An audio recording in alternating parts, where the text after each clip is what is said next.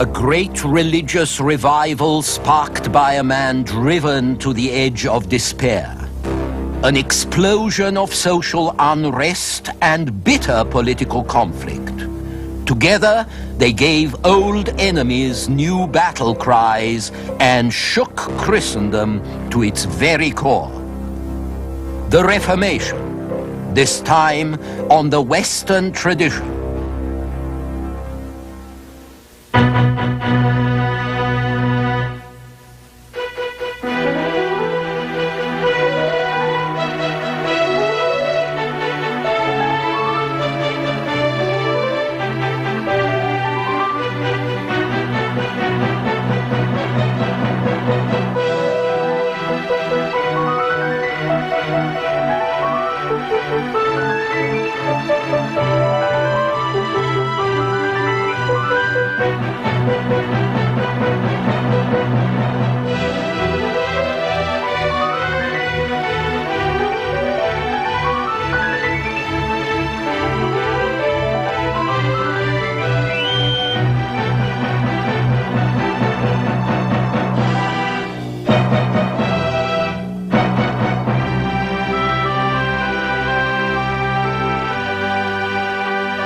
And now UCLA professor Eugene Weber's continuing journey through the history of Western civilization.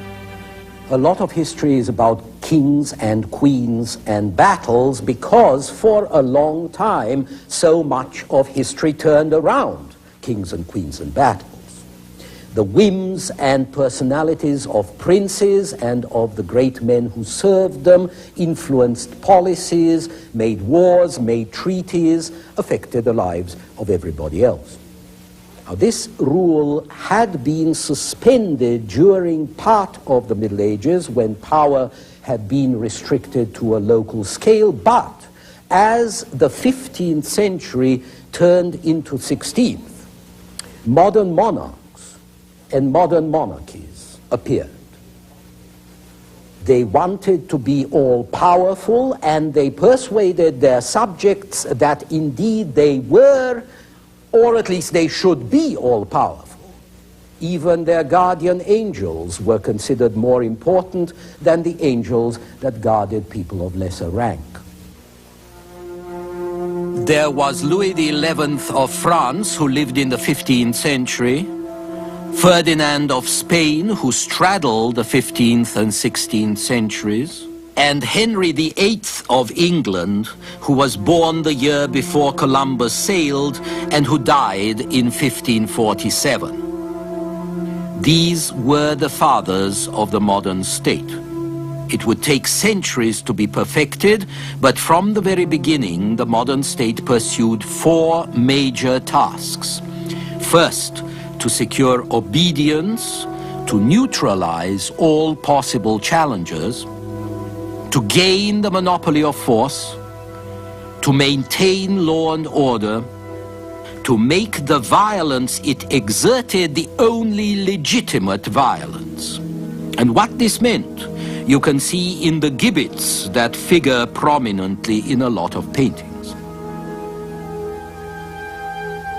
The second thing the state had to achieve was to exert control over economic life, to facilitate the circulation and exchange of goods, to grasp as much as possible of national income.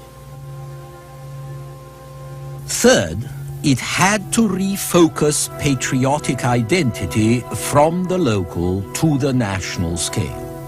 Here we see not only Henry III of France, but also the lily, or fleur de lis, which had become the symbol of French royalty.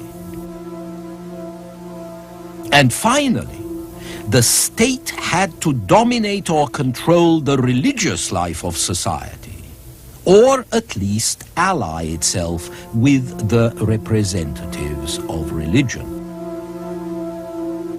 Now, we've already seen that the rise of the modern state was dependent on both the growth of a modern economy of capital and account books like this one, and on the arms that new technology made possible and the new economy made affordable. But it also owed a great deal to the revival of Roman law, which had survived in Italy, and which after the 13th century spread through Europe, carried by lawyers trying to strengthen the king against the clergy and against his feudal vassals. Roman law carried the idea of an absolute ruler, the princeps, whose will was law. This combined with another classical ideal, that of the hero, who is practically a god, strong, benevolent, and wise. This heroic royal figure was going to incarnate what we today describe as nationalism, a sentiment of patriotic pride in origins and in past glories, which would be used to justify present dominion and future greatness. By the 16th century, Italians, Spaniards, and Frenchmen learned to sing the glory of their particular country, to glorify a national character or a national tongue. German humanists compared the German past to that of ancient Rome and inspired this triumphal arch for their king and emperor Maximilian. Shakespeare's plays praised England, disparaged its neighbors, exalted patriotic sentiment. The reference to the past which inspired the present could also focus on the ideal figure of the prince who personified his people and the nation.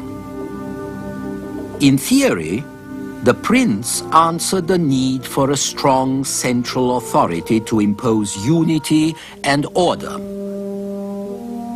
In practice, the material interests of most princes were served by more law and order. More law and order improved revenues. Regular revenues paid for the regular armies that could impose more law and order and squeeze more revenues, thus further increasing the central power. With this increasing centralization of the state, the modern relationship between the central authority and the individual subject and taxpayer began to take shape. So did the representative institutions, the councils, parliaments, estates, that mark the modern West and that are all related to taxes. When states and rulers no longer turned for aid to vassals but to all their subjects, they had to win their consent. But popular assemblies composed of all the citizens, as in the ancient Greek cities, were not feasible where the number of people and the distances between them were too great. And so, as a substitute for personal attendance, there developed the concept of representation, the idea that certain men, elected or appointed, could speak for other men or cities, or estates. Some of these representative assemblies became instruments of opposition to royal authority, but for the most part, their very existence gave disparate territories a sense of unity they had not had before. Voting taxes and paying them didn't just affect the purses of people, it affected their minds as well. At the same time, the princes needed administrators. In France, whose kings were best served in these matters, there were some 12,000 civil servants in 1505, one to about 1,250 people. 400 years later, there would be one for every 70 French men and women, and today there are almost as many state employees as there are citizens to be administered. The princes also needed soldiers to back up their officials and, above all, for war, which was the greatest industry of their time, as it often is of our time. The princes also needed representatives for negotiations, for diplomacy, which is the continuance of war by other means, and which the 15th and 16th centuries were beginning to develop, along with international law, a code that governed relations between sovereigns and between sovereign states. Meanwhile, medieval concepts were disappearing. The Holy See was not even a shadow of what it had once been.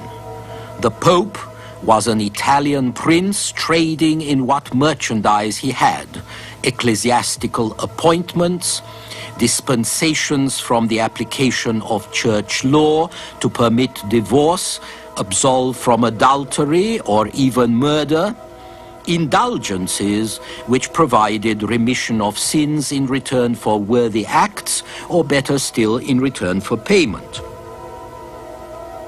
As for the emperor like Sigismund of Hungary here, who was crowned in 1411, he had no power to tax or to impose his will outside his own territories. He was simply the highest bidder in the auction for the imperial crown of the Holy Roman Empire.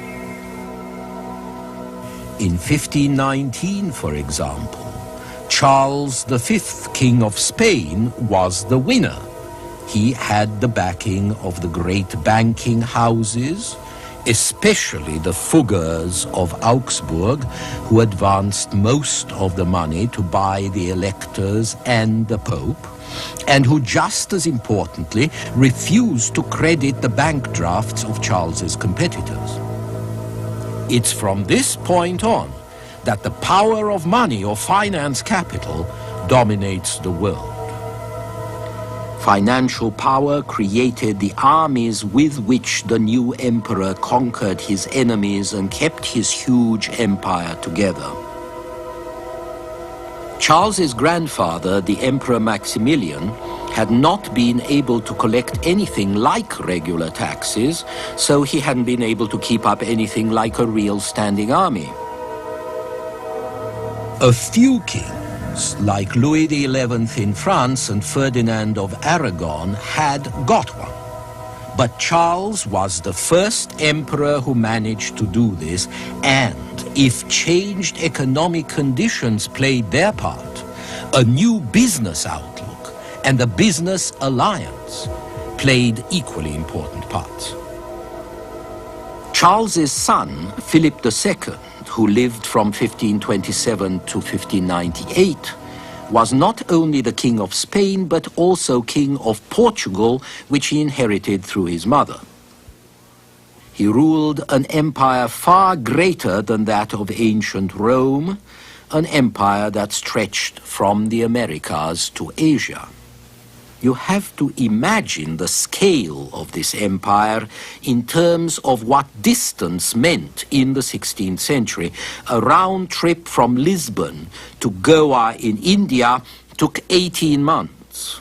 A trip from Seville in Spain to Lima in Peru took 2 years. And from Seville to Manila in the Philippines, which were named for Philip, of course, it took up to 5 years.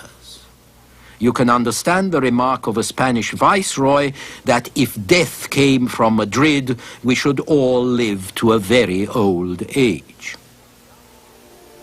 No doubt if death had come, it would have come by written order. Spanish government was government by paper and by the bureaucracy that shuffled the paper. The bureaucrats were trained in universities whose numbers in Spain tripled during the 16th century from 11 to 33, and which were also set up across the Atlantic. The University of Santo Domingo was founded in 1538, the first university in the Americas, 100 years before Harvard College. Others followed in Mexico and Peru. and it was the flow of capital in the form of gold and silver from America that paid for the universities and the bureaucracy, that lubricated the wheels of commerce and fueled the military and political supremacy of Spain through the 16th and the 17th centuries. So Spain's American empire made her European empire possible. The new alliance between capital and the state would be disturbing for a lot of people, as would be the newly important part which money came to play in the life of a society whose members had managed without it, or with very little of it, for a long time. There were waves of speculation, waves of bankruptcies, and these didn't just affect the bankers and the merchants, but also a whole series of dependent industries and enterprises, and of course workers. This was the crucial period when Europe switched from the more or less stable economic plane of the Middle Ages to an economic life that isn't really very different from our own. A life where the value of money fluctuated, unemployment became endemic, cities got overcrowded, and rising prices and lower wages were experienced everywhere. And the result of this was resentment, unrest, revolts in the trading cities, peasant risings in the countryside, and agitation by nobles suffering from inflation. The social dissatisfaction created by this insecurity and unrest was going to come to a head in Germany and the lowlands, and it was going to break out under the banner of a religious idea. On October 31st, 1517, a monk named Martin Luther, who taught theology at the University of Wittenberg in Saxony, nailed on the door of the castle church 95 theses, that is, propositions or arguments against the papal misuse of indulgences and absolution. Now, Luther's gesture was contentious, but it was not revolutionary. Proposing a debate on theological theses was accepted practice. Luther's language was perfectly appropriate for academic debate, and yet the echo of his gesture was going to shake the Western world. Religious war and religious rebellions invariably cut into political conflicts. They provide old enemies with new battle cries. They contribute new and profound causes of friction. Religious conflict ravaged Germany until the 1550s, France and the Netherlands through the second half of the century, and it threw England into political confusion. Within one generation, the seamless robe of Western Christendom was rent. From then on, men stood divided by Christian faith as much as by political allegiance or economic interest. This was the Protestant Reformation. Now, obviously, a religious contest on this scale doesn't break out in an irreligious society. Luther himself is evidence of this. He was driven to the verge of madness by uncertainty and doubt and guilt and the terrible fear that he could never achieve salvation, until he realized that it's not what you do or don't do, it's what's inside you that counts. Your faith in God and in His salvation, His free, forgiving mercy, that are more important than your weakness, your failings, your feeble attempts to atone. The problem that upset Luther, that terrorized him before he found his justification in faith, this passionate anxiety also upset and frightened a lot of other people and made them listen to Luther when he found a solution to his own problems and offered it as a solution to their problems, a way to achieve salvation, which, as Albrecht Dürer, the painter, put it, opened up new worlds to me. Another evidence of contemporary religious concern is late Gothic art of a flamboyant style that showed off for all to see just how much money and how much art men would invest in the palaces of God. But the age of flamboyant Gothic is also an age of flamboyant piety. This was the time when we begin to get images of the suffering Christ and images of the heart surrounded with thorns, which would be followed by the future cult of the Sacred Heart, and fraternities of the Passion that still survive today in Central and South America and in Spain. There was also the devotion of the Rosary, which is a way of praying and honoring the Virgin by reciting 150 Hail Marys, and a whole host of other practices glorifying the Lady who appeared more and more like the channel of the grace her divine Son provided for men. And from the Virgin, one moved back to her mother, St. Anne, whose great vogue came at the turn of the 15th century and beyond, with the growth of the theory of Immaculate Conception, first of the Virgin, then also of her mother. Even Erasmus wrote that he had been devoured with piety for her since his tenderest youth. This, incidentally, was also a time when many male babies, as well as female, were baptized Anne, such as the French Duke and Marshal Anne de Montmorency. It was also a great time for pilgrimages, with Venice fostering a whole new industry of pilgrimages to the Holy Land.